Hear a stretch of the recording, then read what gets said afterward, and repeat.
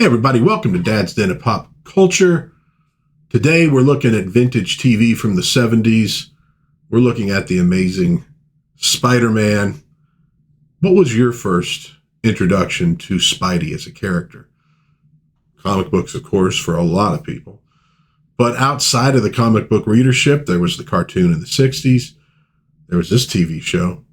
There was also the Electric Company, which actually had the first live-action Spider-Man. I think it preceded this TV show by just a little bit. That was actually, I think, the first place I saw Spidey. If you guys from my generation remember, Spider-Man, nobody knows who you are. Man, I thought that was just real Spider-Man. Well, anyways, the Amazing Spider-Man TV show ran on CBS from 1977 to 1979. It got a pilot movie in just 12 episodes. Not technically a one-season wonder because they were divided into 2 seasons, those 12 episodes. It's almost like streaming TV nowadays. So why so few episodes? Because apparently it had pretty good ratings. Well, the story is that CBS was worried that since they were also showing The Incredible Hulk, Wonder Woman, that they were going to get sort of, pigeonholed into being the superhero network. Now, maybe this is true, maybe it's not, but typically they're going to hold on to profitable shows if they can. And it could be that with the special effects budget and such, that even with decent ratings, the show just wasn't quite popular enough. The show starred Nicholas Hammond as both Spider-Man and Peter Parker, although typically the Spider-Man suit was filled by a stunt guy. I believe actually the stunt coordinator for the show. Now, as well as the show did, it did have its critics. Stan Lee thought it was too juvenile.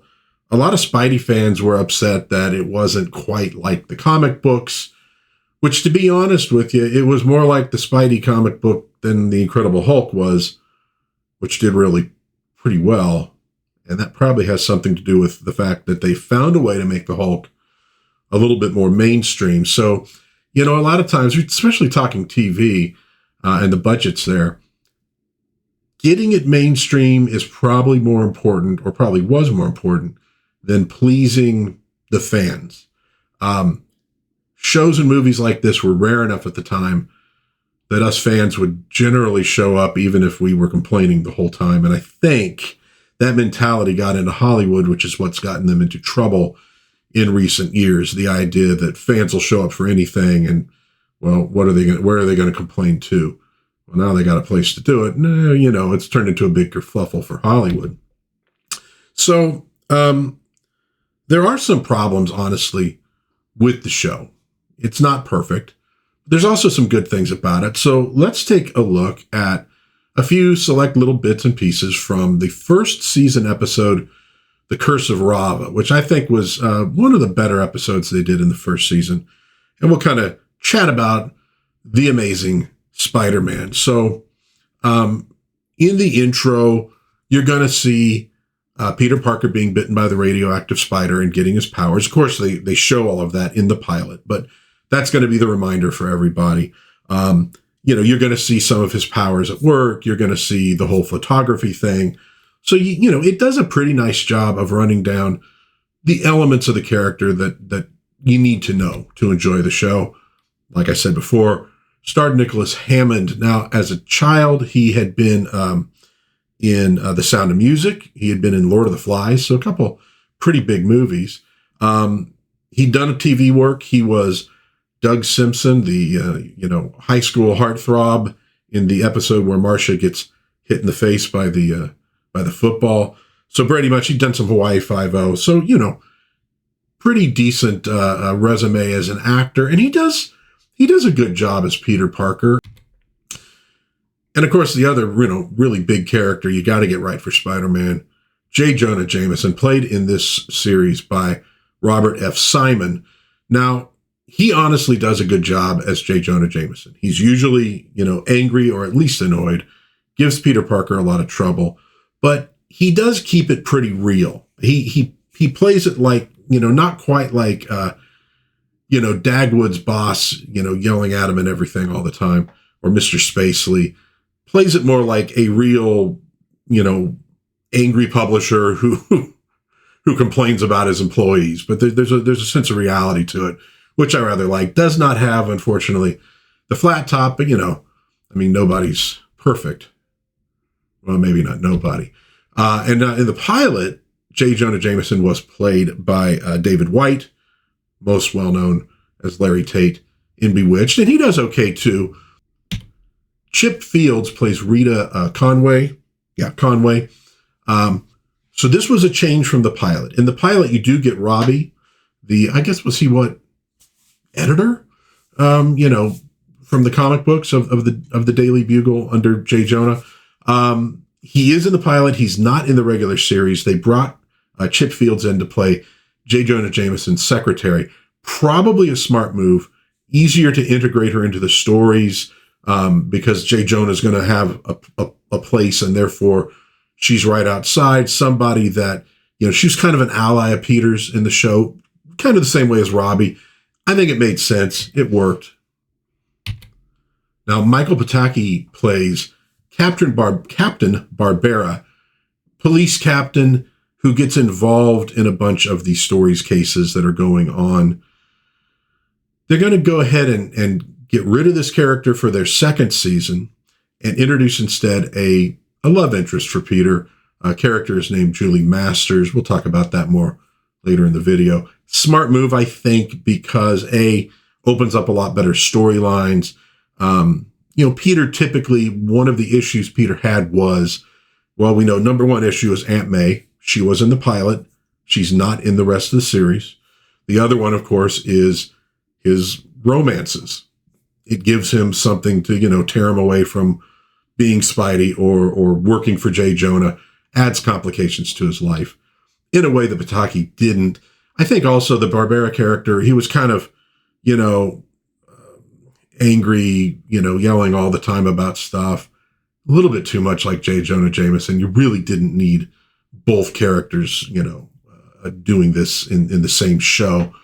And also Ellen Bry, who played Julie Masters, was, a lot cuter than Michael Pataki. No offense. So The Curse of Rava. I want to say this is the third episode of the first season. It has to do with a museum exhibit of these cult artifacts from a country called Khalistan. The museum appears to be at least near NYU, and it ties in with NYU, where Peter Parker is a graduate student in physics. Guest stars Theodore Bugle in this one. So it opens in the museum, and Bugle, who plays this guy from Khalistan and a member of this cult of a god called Rava, is arguing with the museum director, saying that you have to cancel this exhibit. It is an offense to Rava, and it must not occur. Very serious about this. He says there is a curse on anybody who does this, etc. Museum director, I don't really believe in curses. I assure you that this exhibit is going to happen. Khalistan's government gave us these things to exhibit, so we're in the right. And the only person who could shut it down at this point is J. Jonah Jameson, who is a member of the museum board. Well, the stranger, the mysterious Khalistani stranger, begins chanting to the Rava idol, and the idol's eyes begin to glow.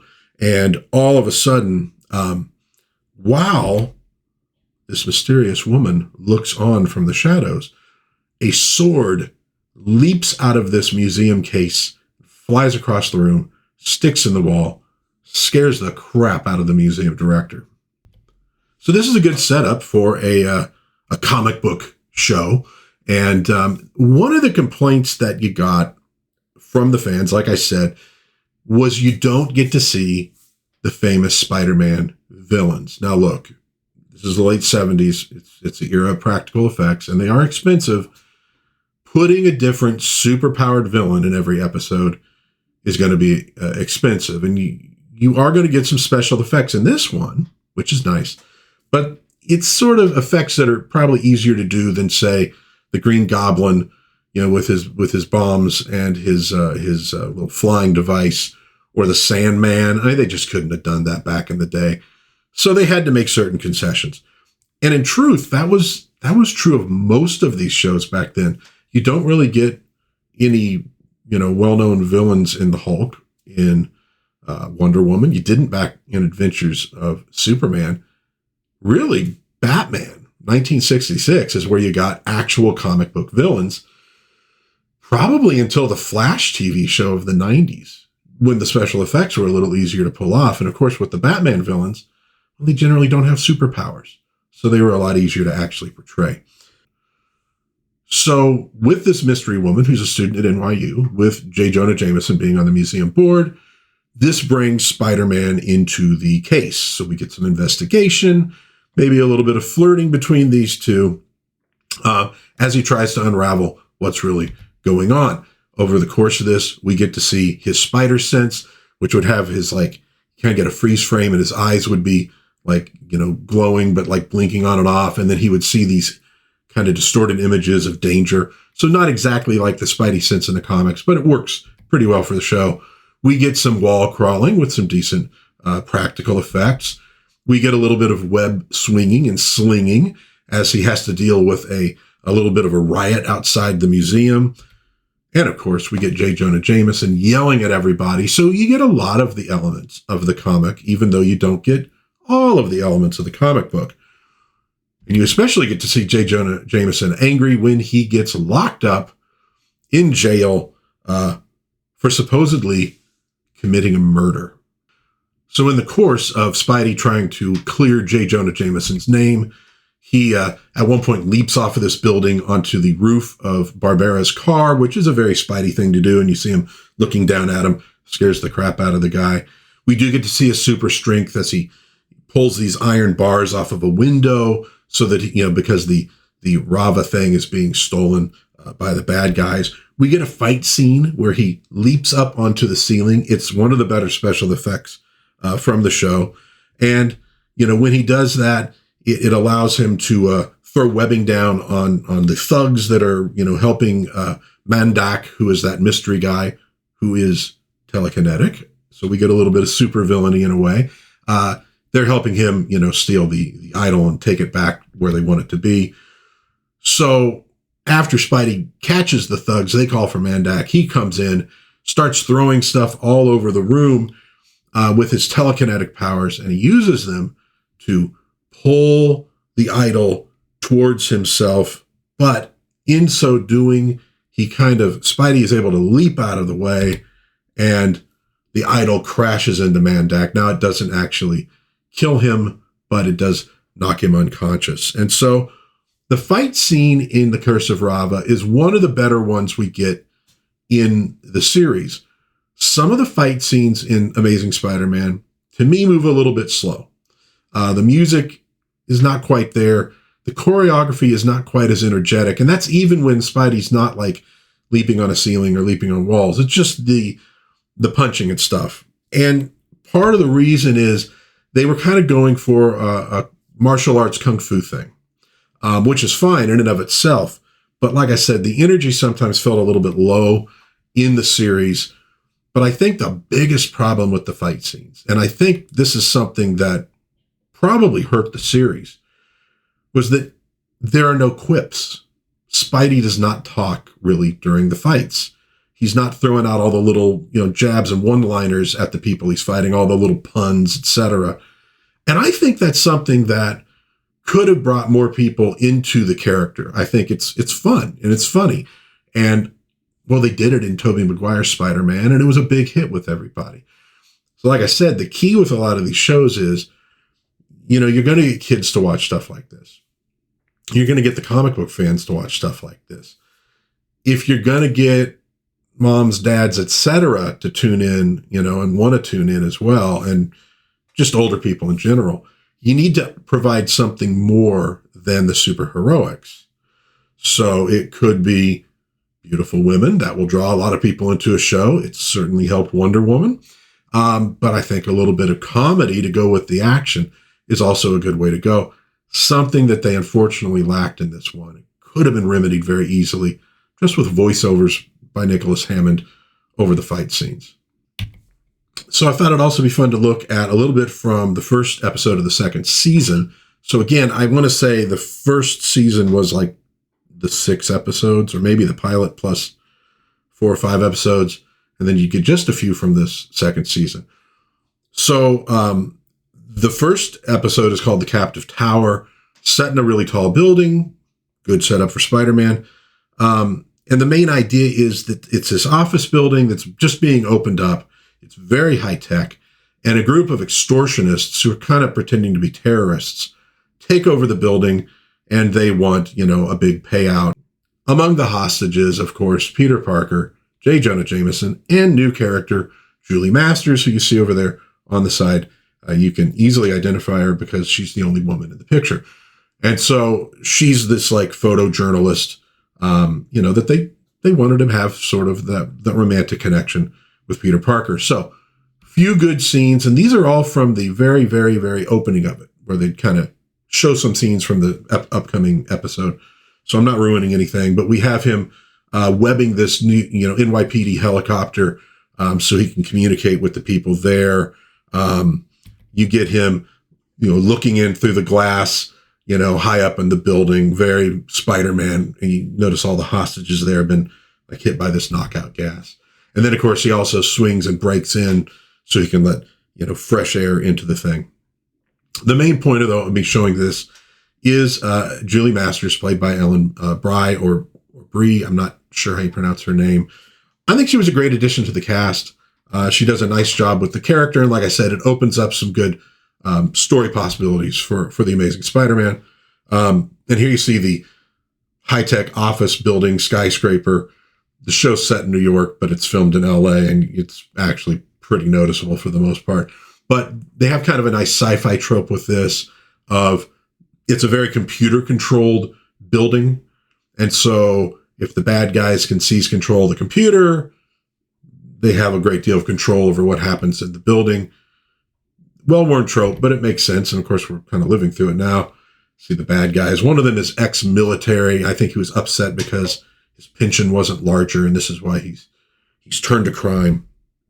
The relationship between Peter and Julie, I kind of dig. It's very playful at first. They're rivals, and her being a photojournalist means there's a good reason to have her present in a lot of these episodes because she's kind of hunting down the same stories that Peter is. But you can tell that they wanted to sort of tease it along and get them a little closer as they went. And sadly, they just didn't get enough episodes that they could really do much with that. And, while I was kind of going over this and grabbing images, it occurred to me with there's these bombs set up on the roof. You have the fake terrorists taking over an office building and the lone guy that's in there who has to try to stop them. Kind of like Die Hard. So, big revelation for this episode of Dad's Den of Pop Culture. Die Hard is just a big ripoff of an Amazing Spider-Man episode. And, might I add, it's definitely not a Christmas episode. I don't want to put fuel on that fire, but there you have it. At any rate, so we do get to see another use of his super strength as he has to push open these sort of fire doors that close to seal everybody in. In some episodes, they seem to forget he has super strength, or they try to downplay it, which makes sense when he's not fighting supervillains. It makes it too easy for him to fight normal bad guys. So it kind of turns on and off a little bit. It happens in sci-fi a lot of times. When he does break through the glass, though, to rescue, hostages from the knockout gas, immediately runs over to Julie first, which gives you an idea of where Peter's head is and what they were intending for this season. Ultimately, he has to chase these bad guys down into the basement. You get some pretty good energy here. You get one nice little fight, although you don't really see it, but you see them both getting knocked around a little. And, he ultimately catches the bad guy with the webbing. So very Spider-Man there. When you get right down to it, late 70s TV, this is probably the best Spider-Man we were going to get. Oh, I mean, you could do some little things like not having his web shooters on the outside of the costume. There's little things like that. You could have added a few more quips. But for the most part, pretty good special effects. I think they did the best they could do with what was available to them. The stories are, for the most part, they're pretty fun. They're engaging. You get villains, you get Peter Parker, you get Spider-Man, J. Jonah doing his thing. I think they did a really good job. It's a fun series, and it has a lot of charm to it as well. So, sometimes not perfect actually makes things better in a way. And I think you can kind of say that with this series. The sad thing is, as with Spider-Man and His Amazing Friends, as with the Green Hornet, you can't really buy a nice cleaned up DVD copy of the series. Probably some issue with the rights. So it can be found out there. Obviously, I found it and I watched it, but it'd be really nice to get a nice cleaned up DVD copy of Amazing Spider-Man. But hey, go out there, see if you can find it. Give it a watch if you're a Spidey fan, or if it's just a matter of nostalgia for you if you grew up on this. I think they did a really good job given the limitations of late 70s TV in terms of budgets and special effects. It was nice work. Well worth a watch. Let me know what you think in the comments. Big fan of The Amazing Spider-Man? Were you disappointed back in the day with it because it wasn't quite what you got in the comic books? Let me know in the comments. I'd love to hear from you. If you enjoyed my little review of this series, please give it a like. Maybe think of subscribing, sharing with a friend. If you do subscribe, maybe hit the little notification button so you'll find out, get an alert when my videos come out. But in the meantime, God bless everybody. Please be kind to one another. Have a little bit of fun. Watch a little Spider-Man, and I will see you hopefully again soon in Dad's Den of Pop Culture. Bye-bye.